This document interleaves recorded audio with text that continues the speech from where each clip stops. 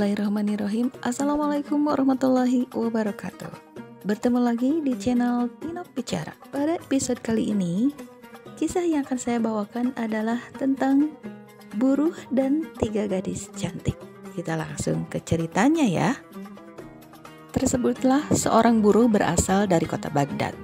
Suatu hari ia berada di sebuah pasar menunggu pelanggannya. Saat sedang membersihkan keranjangnya, tiba-tiba ada seorang gadis berhenti di hadapannya.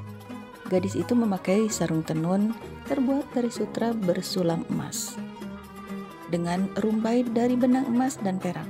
Ketika ia mengangkat kerudungnya, tampak jelas sinar mata yang tajam dengan bola mata yang sangat hitam dan bulu mata serta alis yang bersudut indah berbentuk sempurna. "Ambillah keranjangmu dan ikutilah aku," pintanya kepada buruh dengan nada suara yang manis. Buruh itu segera mengambil keranjang dan mengikutinya. Si gadis sampai di sebuah rumah dan ketika berada di depan pintu, ia berhenti dan mengetuk pintu. Setelah pintu itu terbuka, dari balik pintu muncullah seorang laki-laki Nasrani. Gadis itu memberikan uang 1 dinar dan mengambil beberapa gayung minyak zaitun, kemudian meletakkannya di dalam keranjang. "Bawalah barang ini dan ikuti aku," perintah gadis itu pada si buruh. "Demi Allah, ini adalah hari yang penuh berkah," sambut si buruh dengan riang hati. Kemudian si buruh membawa keranjang mengikuti langkah si gadis di depan toko buah. Si gadis pun berhenti untuk membeli buah delima Syam, jambu Turki, melati Aleppo, rambutan Damaskus, terong Nil, jeruk Mesir, dan buah plum. Semuanya diletakkan ke dalam keranjang milik si buruh. "Mari, bawalah barang-barang ini, ikuti aku," kembali pinta gadis itu kepada si buruh tatkala ia sudah selesai berbelanja. Si buruh pun mengikutinya. Di depan toko daging, gadis itu berhenti. "Berikan aku 10 bungkus dengan 80 ons daging masing-masing bungkusannya," kata gadis itu kepada tukang daging. Maka tukang daging pun memotongkan daging dan membungkusnya dengan daun pisang. "Mari, bawalah barang-barang ini, ikuti aku," pinta kembali si gadis pada si buruh. Buruh itu pun memanggul keranjangnya mengikuti langkah si gadis. Di depan toko manisan, si gadis berhenti, mengambil seluruh manisan dan kembali memerintahkan si buruh untuk membawa barang-barangnya. Gadis itu berhenti di depan toko perhiasan dan membeli semua jenis dagangan yang ada di sana seperti sutra, sisir, dan lain-lain, serta meletakkan semuanya ke dalam keranjang. "Mari, bawalah barang-barang ini, ikuti aku," kata gadis itu pada si buruh. "Seandainya engkau memberitahuku bahwa belanjaanmu sebanyak ini, tentu aku akan membawa bigal untuk membawa seluruhnya," ucap si buruh.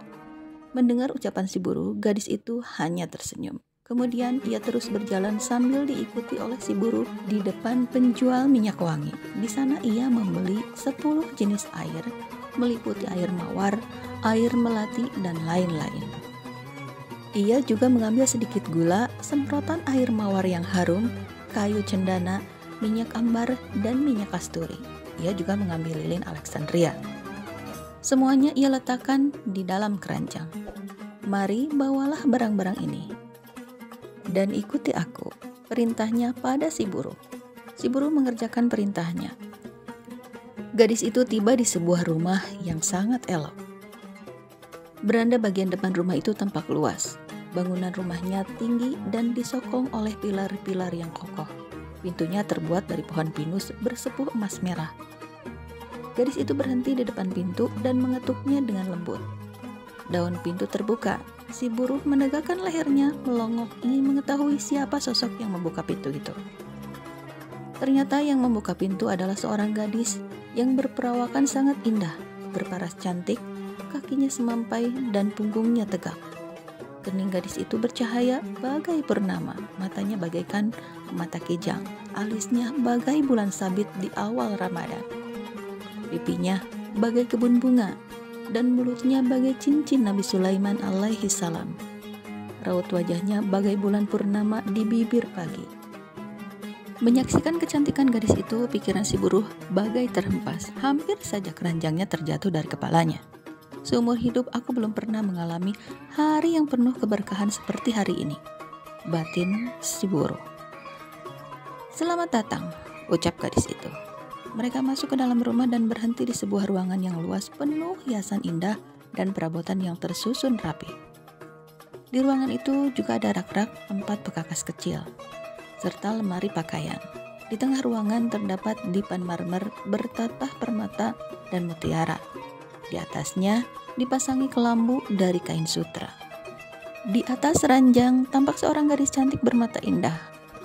Wajahnya mempermalukan matahari yang sedang bersinar. Ia bagaikan seorang putri bangsawan atau pemuka wanita bangsa Arab. Sosoknya seperti diungkapkan oleh sebuah syair berikut ini. "Orang yang menghiaskan tubuhnya dengan dahan yang kering, sungguh kias itu palsu dan keji. Dahan adalah hal terbaik untuk kita kumpulkan, sedang tubuhmu lebih baik kami telanjangi." Gadis itu lalu bangkit dari atas ranjang dan berjalan sampai berada tengah ruangan, di dekat kedua saudaranya. "Kenapa kalian tidak menurunkan barang-barang yang ada di kepala si buruh miskin ini?" tanyanya. Mendengar teguran gadis itu, gadis yang berbelanja mendekati si buruh dari arah depan, sedangkan gadis yang membukakan pintu mendekatinya dari arah belakangnya, dibantu oleh gadis ketiga. Mereka menurunkan barang dari kepala si buruh, mengosongkan isi keranjang dan meletakkan semuanya secara teratur di tempatnya. Mereka memberi upah kepada buruh pengangkut barang sebanyak 2 dinar. "Hai tukang angkut, kemarilah," pinta mereka. Si buruh memandang ke arah gadis-gadis cantik itu. Sungguh ia belum pernah menyaksikan gadis secantik mereka. Tetapi ia bertanya-tanya di dalam hatinya, mengapa tidak ada laki-laki di rumah ini? Ia juga memperhatikan minuman, buah-buahan, wewangian, dan lain-lain. Ia merasa sangat heran dan ragu-ragu untuk pergi. "Mengapa engkau tidak pergi? Apakah engkau menganggap bayarannya terlalu sedikit?" tanya salah satu gadis pada si buruh. "Beri ia 1 dinar lagi," pinta gadis itu pada saudaranya. "Wahai nona-nona cantik," sahut si buruh, "demi Allah aku belum juga beranjak dari rumah ini bukan karena upah yang kuterima masih kurang. Aku hanya merasa heran dengan keadaan kalian. Kenapa tidak terlihat ada seorang lelaki pun di rumah ini? Kenapa tidak ada seorang pun yang dapat menghibur nona-nona? Kalian tentu mengetahui bahwa sebuah meja tidak akan bisa kokoh kecuali ditopang oleh 4 kaki, dan kalian tidak memiliki orang keempat.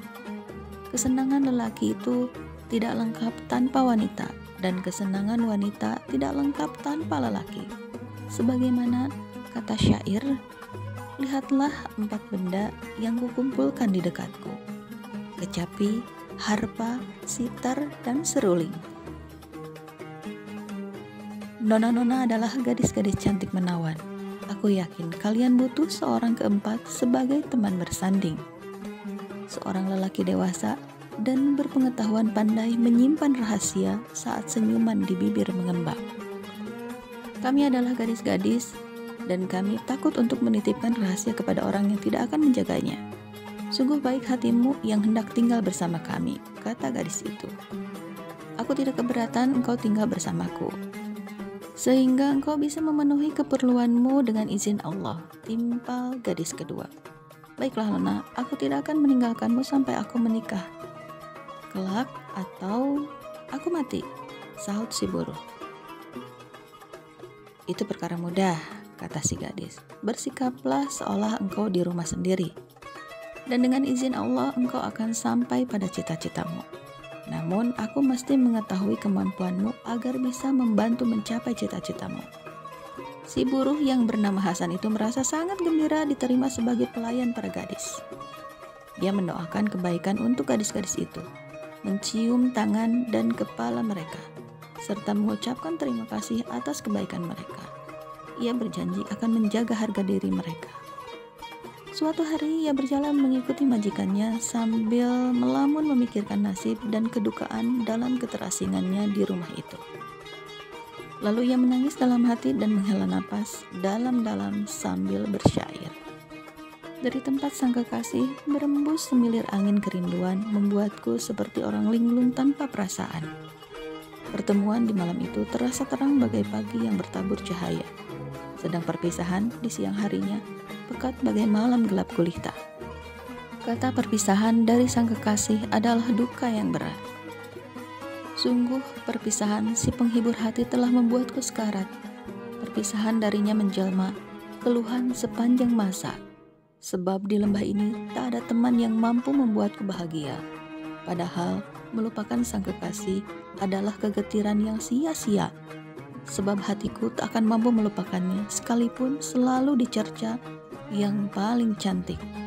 Hanya satu, dan kerinduanku pun hanya satu. Wahai kekasih yang tiada banding, hatiku hancur berkeping-keping. Setiap orang yang mengaku cinta kepadamu, tetapi takut akan celaan, sungguh ia sedang menanggung makian dan cercaan. Demikianlah Hasan tinggal bersama 3 orang gadis cantik, bekerja sebagai pelayan mereka setiap harinya. Ia mengiringi gadis pertama yang biasa berbelanja untuk membawakan belanjaannya, membantu gadis kedua yang biasa bertugas membukakan pintu, serta menyediakan minuman dan makanan untuk mereka berpesta. Karena kepandaiannya, gadis-gadis cantik itu selalu riang gembira. Suatu hari, ketiga gadis itu sedang bercengkrama di depan kolam. Mereka bersepakat untuk menggoda Hasan. Si pelayan itu mereka panggil untuk diajak ikut berpesta hingga mabuk.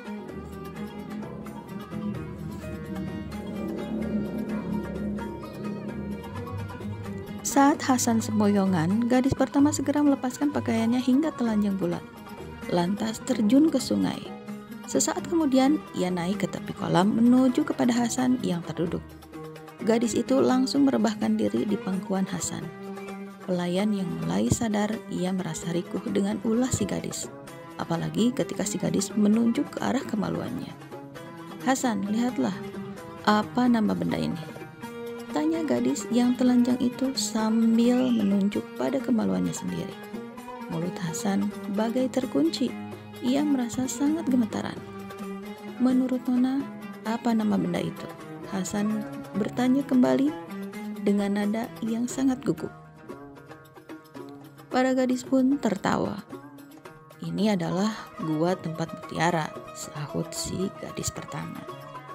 Kemudian gadis kedua dan gadis ketiga menjawab hal yang sama seperti gadis pertama. Sekembalinya dari kolam, ia meminta ketiga gadis itu duduk berjajar. Lalu ia merebahkan badannya di pangkuan wanita kedua, kemudian kedua tangannya di pangkuan gadis ketiga, sedang 2 kakinya di pangkuan gadis pertama. "Nona-nona yang cantik, apakah kalian tahu apa nama benda ini?" tanya Hasan sambil menunjuk ke arah kemaluannya sendiri. "Jawablah.